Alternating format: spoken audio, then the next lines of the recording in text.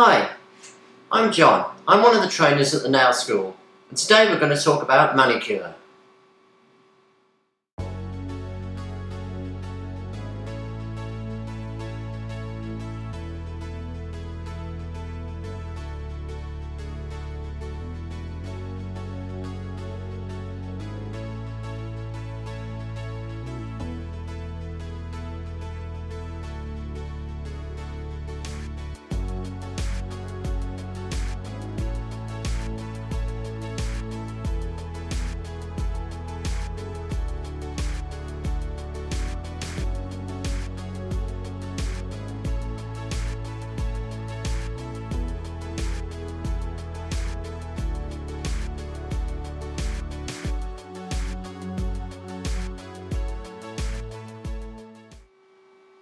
When working in the salon, obviously we want to work as safely as possible, not just for ourselves, but for our clients as well.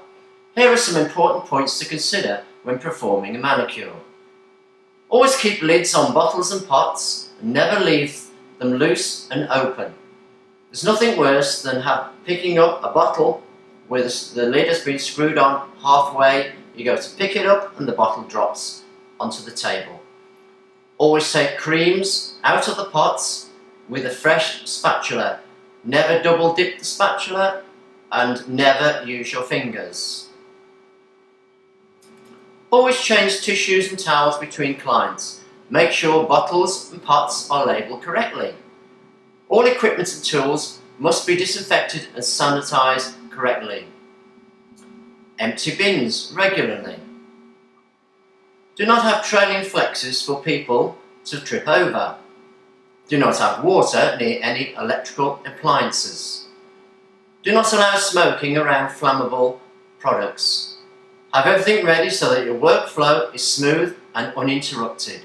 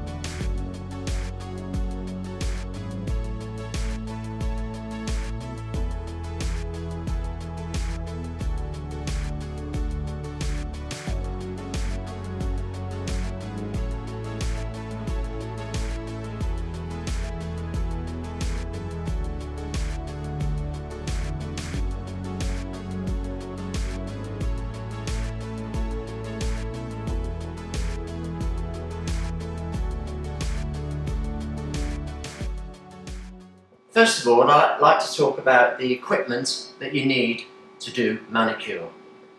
First of all, you need obviously a nail desk that you can work at, or some kind of a table. You want a nice comfortable armrest for your clients that is washable and sanitizable. You need a metal bin to put your waste in, preferably with a plastic liner, and of course you want clean towels, one per client. In your barber side pot, you would normally keep your metal instruments so that they are sanitized between clients. You have your cuticle nippers of good quality so that they don't go rusty in the pot, and you want them with like small heads on them so you can easily control them around your client's cuticles. You need a cuticle pusher. These come in various shapes and sizes. And the cuticle knife. Now the cuticle knife is not a knife for cutting, it's for scraping on the skin off the nail plate. And we just keep all those items in the pot. You may also have some nail clippers as well, and of course you want various other bits and pieces like your disposable spatulas, and you use these for getting the cream out of the pots. You never put your fingers in the pots, always use a spatula. You'll see that as we go on through the manicure. We've got a white block here, which is for, these are usually about 240 grits, these for buffing the nail plate. You've got your files. This file in particular here is a 180 grit. And of course you've got your manicure files if you prefer to use those, which are like thin files and more sort of not so gritty as the other files. You also need your brushes. This particular brush is for dusting the nails off, but this particular brush is made by NSI, and it's easily washable and sanitizable, like these. You've also got ones with little stiffer brushes for getting under the nails and just for brushing dust off generally. You can also have a big brush like this one, which I would just use for dusting the table and getting rid of that sort of thing, dust off your table. You will also need a manicure pot. That is these. These are for soaking the nails. You can use two if you wish, but normally most people tend to use one, and then when one hand's in, they're working on the other hand, and then they would swap it over to put the other one into soak, moving it over to this side while they do work on the other hand. And that's basically all your tools and implements that you would need to do manicure.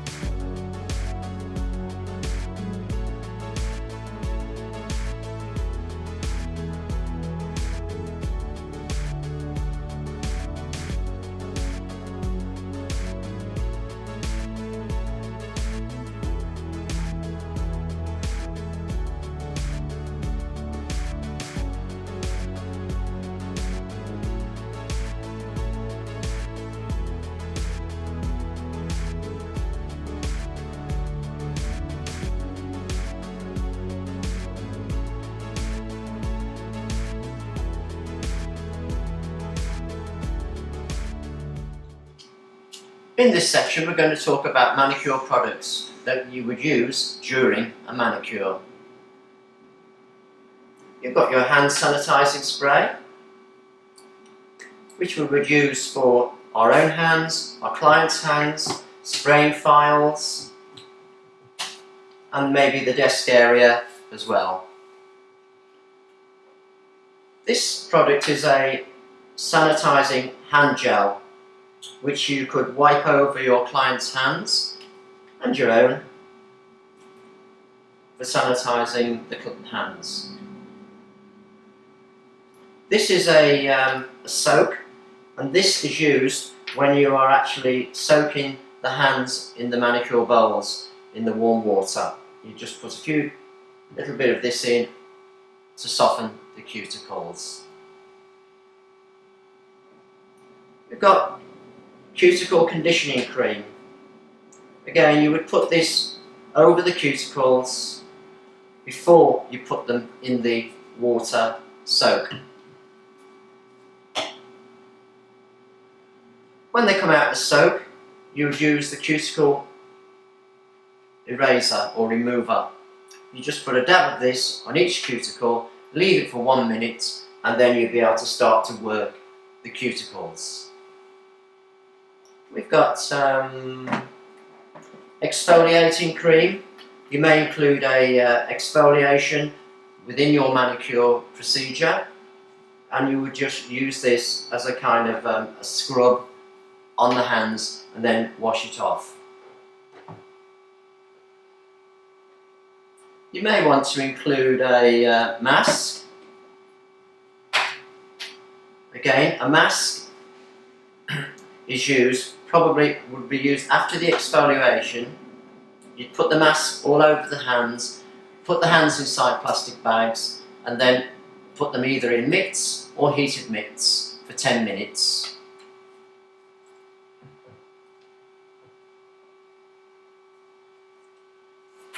And you've got hand cream as well. If part of your manicure procedure is to buff the nails, then you're going to need some buffing cream, and that would be just a small dab on each nail. Then you just swipe it down towards the front of the nail, and then you'd use your leather buffer to buff down the nail in this way to give a nice shine to the nail plate. You'll obviously need a range of colours as well, nail polishes, and you may need some ridge filler to fill in the ridges that people sometimes get running down their nails. You can also get Manicure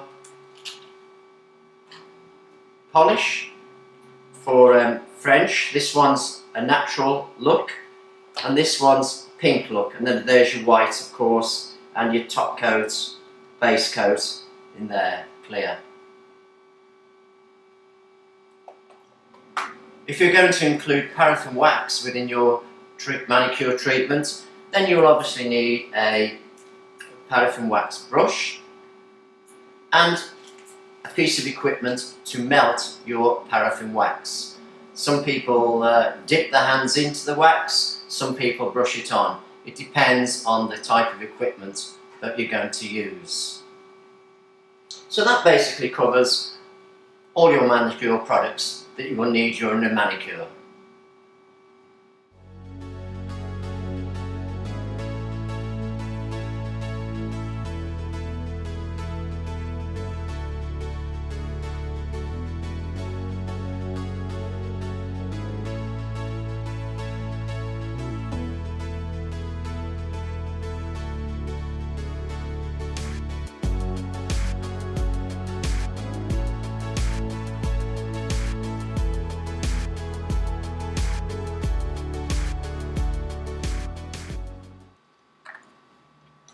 Let's take a look at the nail structure or the anatomy of the nail. Here we have the free edge. This is the part that hangs over the edge of the nail. This is what we file into shape for our customer to their desired shape. Underneath the nail plate we have the nail bed.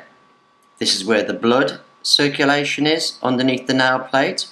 So what we don't want to do is file through the nail plate to the nail bed. That would cause a problem with infection, and it certainly would be causing damage to the nail plate. Right at the front of the nail bed we have what we call the hyponychium, sometimes referred to as the smile line. This is a seal that stops bacteria getting underneath the nail plate into the nail bed, which can cause infection. We have side walls or growth channels or nail walls. These are the ones at the side here. And what we don't want to do is to allow gel polish, gel or acrylic to run down into the side walls, as this would then fill them up, rest on the skin would reject the product, and then you would get lifting at the sides. So all products will stay to the nail plate only and never touch the skin anywhere around the nail plate. Here we have the mantle. This is a fleshy area of skin which covers the matrix. The matrix is under here, which is a group of cells that actually makes your nail. So it's a little bit like a nail factory. The nail comes out at the root of the nail here, which forms part of your lanula, which is this half moon here. But the root of the nail is the only part of the nail that is actually living. It's very soft. So what happens is that your body sends a little message to the ends of the fingers, say grow skin on the nail plate to protect the new nail growth. As the nail moves forward, this white area changes colour and becomes clear and hardens off to make your nail plate. Now it's important as nail technicians to remove any skin that may be growing on the surface of the nail plate. This skin we call cuticle. Sometimes it can be invisible to the naked eye, but it's very important to remove it because, as we said before, product on top of skin will lift, and then you'll get lifting at the back of the nails, and which will start the deterioration of the extension. As people get older, what you will sometimes see are lines down the nail plate. Now your nails are made from keratin, which is the same substance as your hair, and all these little lines going down the nail plate are like individual strands of hair.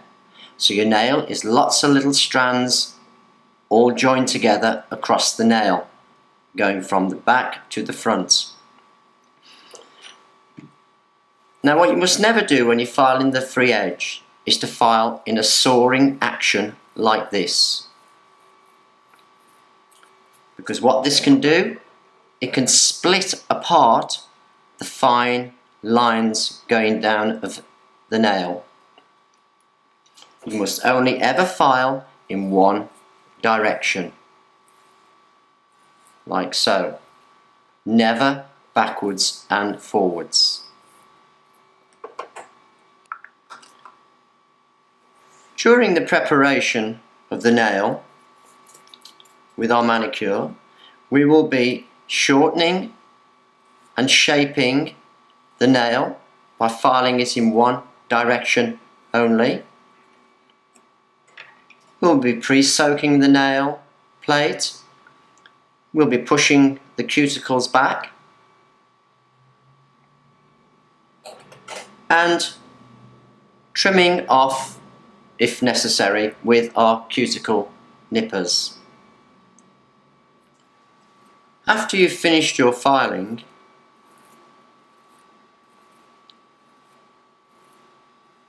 with your, say, 180 grit file, you filed the free edge into shape, made it the right length for your client. You would then make sure that you went underneath with a glass file or a crystal file at a bevel like this underneath the nail.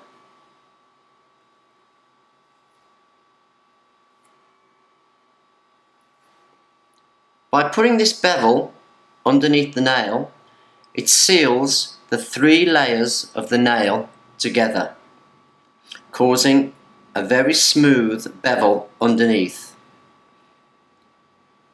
This means that any liquid from washing your hands will just slide off this very smooth angled edge and help prevent delamination of the nail plate.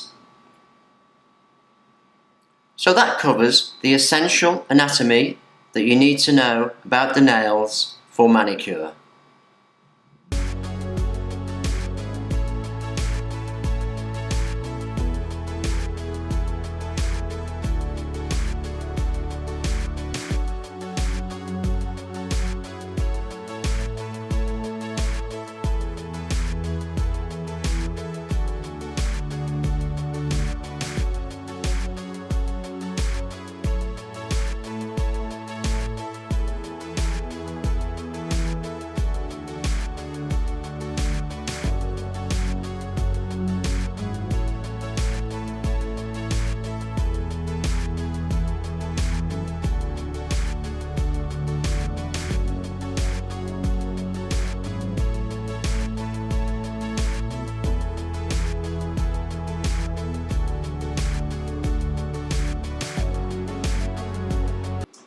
It's very important before your client comes that you make sure a table is ready and that your products are within easy reach so that you have an uninterrupted flow when you're working.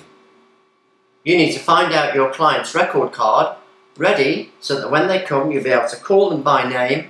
You can look up any adverse conditions they had on the nails when they came before, what you did and what you charged, in case you had it on a special offer or something. So this card is your record card for your clients. Now if it is in fact a new client, then you have to get a new record card, so that when you're doing your consultation, looking at your client's hands to see if they've got any adverse conditions of the nails or the surrounding skin, you can note it down on the card. All you need to get on these client cards is your client's name, and we like to get the birthday and the month. We don't need the year. We don't ask ladies the year. Birthday and the month, and you can use that for promotions. So for promotions, ideally you want a mobile number, because you can text them to say your birthday's coming up, how about having your nails done for the special occasion.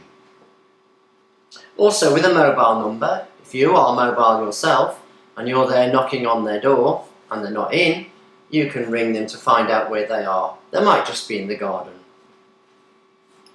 The other thing you can do with a mobile number is that you can text your client in advance to say that you will be arriving at a certain time, or to remind them of their appointment the next day or whenever it might be.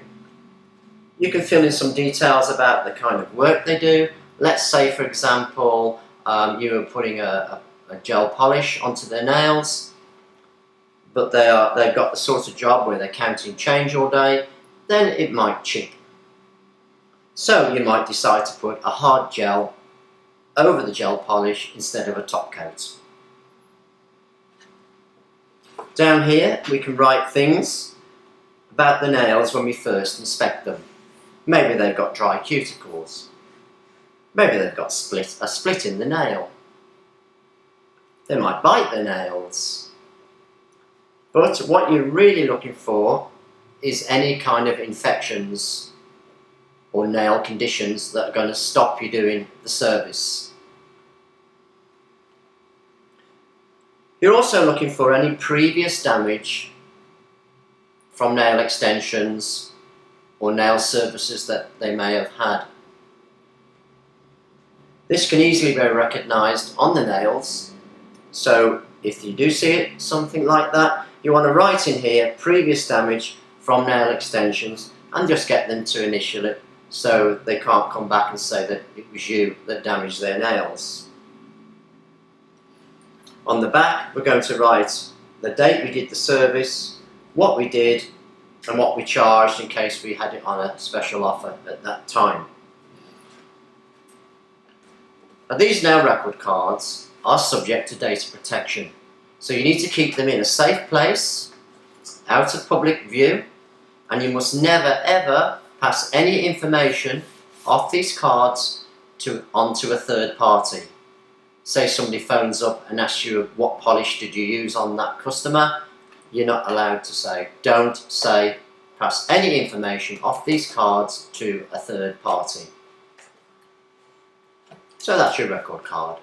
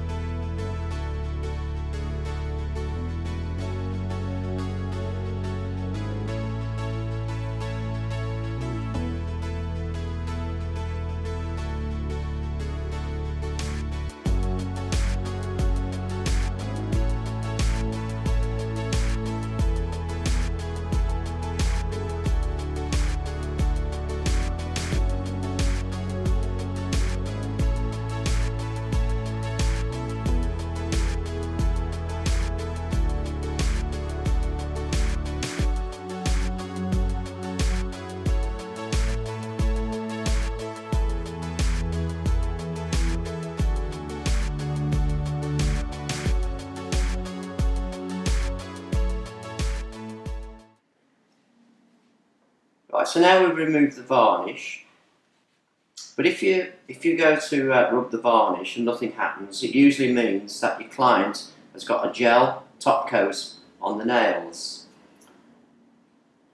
which in case it usually probably means that it's some kind of shellac.